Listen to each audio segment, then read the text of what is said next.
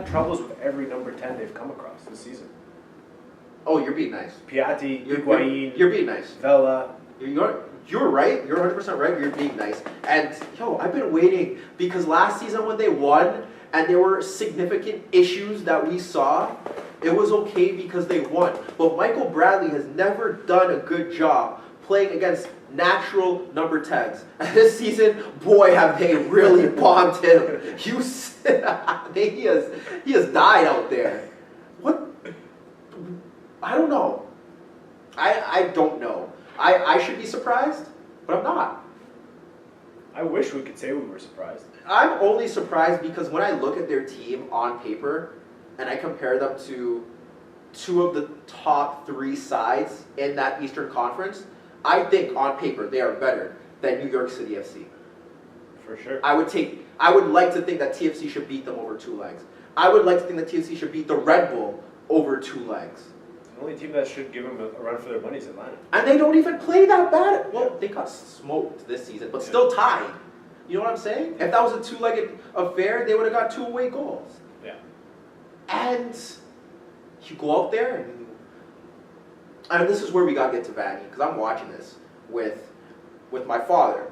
And he's telling me that Vanny has to go 30 minutes in. He told me Vanny had to go since Portland. He's been saying Vanny's had to go for a very long time. And I'm here and I'm watching this, and Greg Vanny decided to rest 6 players against Portland. It doesn't even matter how many players. Convinced he's trolling us. Yeah, so you do that and you lose, and then you bring them all back for LAFC, and then you drop that. Like, well, what are we doing here? And this stems all the way back to the CONCACAF Champions League, and I was talking to Dan, our good friend, big TFC fan, who was supposed to call in, but Dan, we have a lot of bad things to say, so I don't want to put you through that. I like you a lot, and I respect you, and I don't want to say all these bad things to you about TFC unless it's behind closed doors. Pause. So, Dan was defending the fact that TFC should have rested those players because of the significance of those CONCACAF games. And what have I said to you, Fabs, since the season started? Boy, would it not be funny if TFC don't win that CONCACAF Champions League and then don't win MLS Cup. And look where we are. But you know what's even funnier now? Is that they're not going to make the playoffs. They won last season, they're not even going to make the playoffs. Not even make the playoffs. They're not even touching the playoffs. So the best MLS, I'll give them the best MLS individual season, but the best MLS team ever talks need to end now. They need to end a long time ago. They've been dead and buried. You can't drop a bomb like that. No. Like this. You got Altidore who's out, and I understand Altidore, Vasquez, Jovinko haven't played a lot together. That does not matter. Last season, TFC were prided on depth. You let a lot of those players go. They're gone. You brought in new players. You brought in Gregory Vanderveel. Well, yeah. I'm not a fan of a lot of those players that are coming over across from Europe, and they haven't really featured much for their team in Europe. Yeah. I'm not a big fan of that. That's the MLS just assuming that somebody played overseas. They're gonna. Yeah, because that's what happened here. And I was always like, do you guys really think? Have you guys watched Gregory Vanderveel? You remember Akeche? Yeah. He didn't even last half the season. Yeah. He's gone. Yeah. Shipped him out. Yeah. Well, we're big fans of Oro, but he's been injured too much. The backline's a joke. Disaster.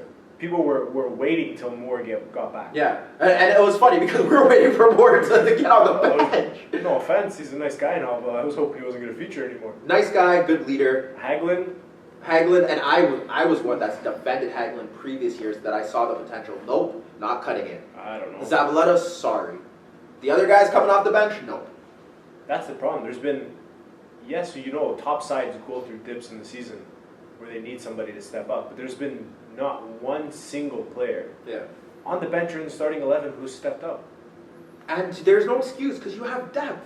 Oh, yeah. Do you know how many teams in MLS would pray to have the depth that TFC has? There are no excuses. You've invested heavily into this core, and the core has not delivered. They have individually in spurts. Altidore hasn't been fit. Red cards, same with Jovinko. There's also been an issue with petulance. Yeah. Because you see it with Jovinko, and it's been a lot this season. Doesn't get a call, looks like he wants to kill the ref. Yeah. Altidore, his dismissals. Mavinga can't stay fit. The one promising center back in that back line is never fit. And when he is, he's getting red cards. Yeah. And then we get to Vasquez, who I don't understand the point of even rushing him. He's made out of glass. Yeah, it's over for him. Yeah. Put him in rice. Just like TFC. Put him in rice. BB's like, whoa. Yeah, BB. You got to put Victor Vasquez in rice. It's like, it's. They continue to rush these guys back for what? Yeah. To play a week and then the next week they're off again? Yeah. Boy, I'd love to get a TFC contract. Because if my life was that easy, life would be much easier. But it's just gone too far. And now the tune is changing.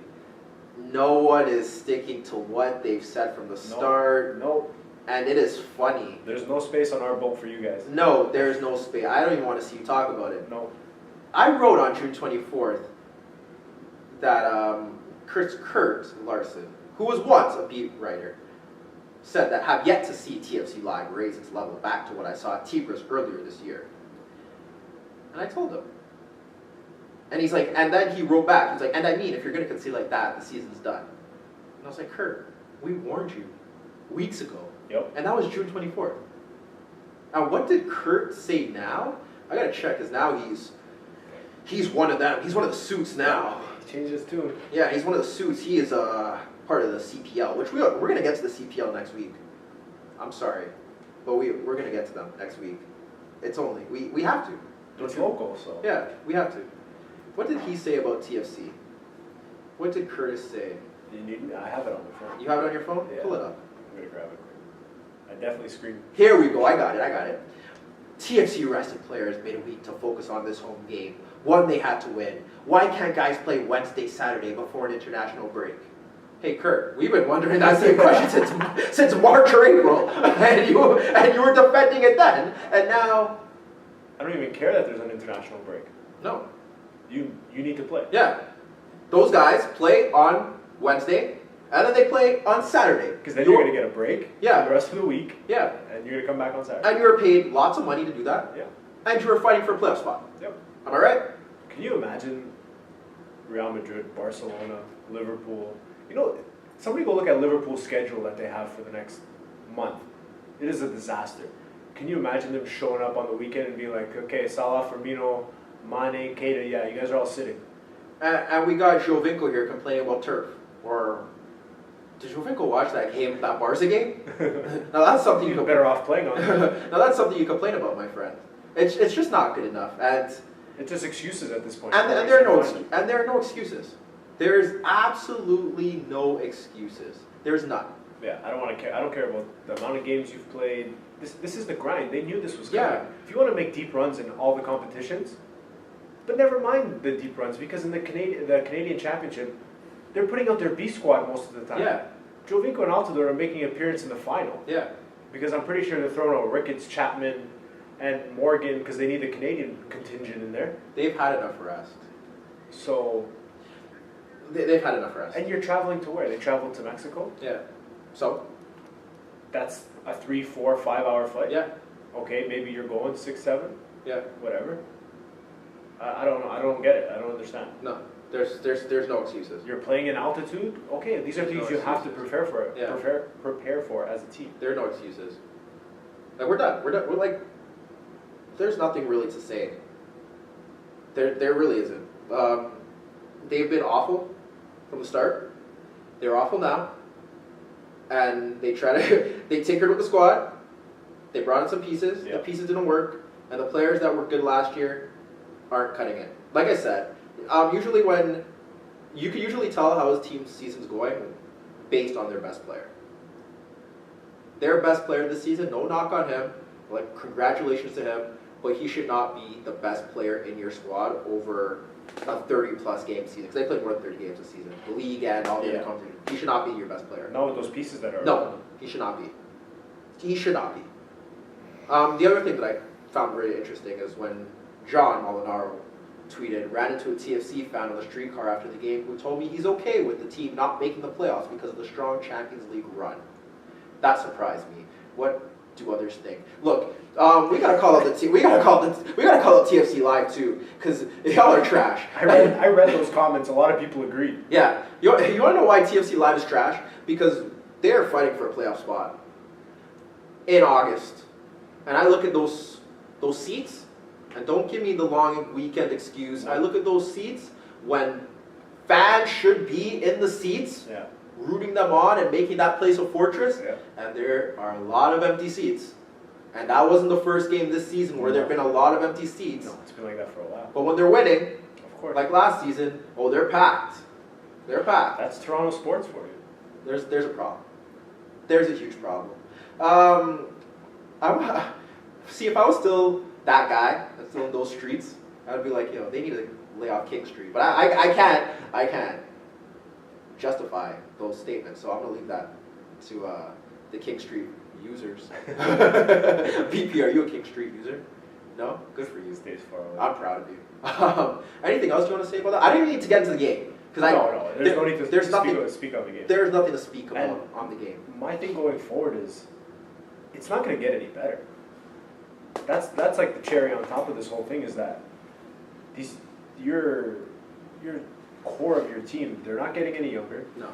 They're not getting any more skilled. Am I going to say they've plateaued? Probably. Oh, yeah. Oh, hell yeah. Bradley, Jovinko, and Alto, they're not getting any better. Oh, hell yeah. So, and all the pieces around them showed incapable of stepping up, barring Osorio.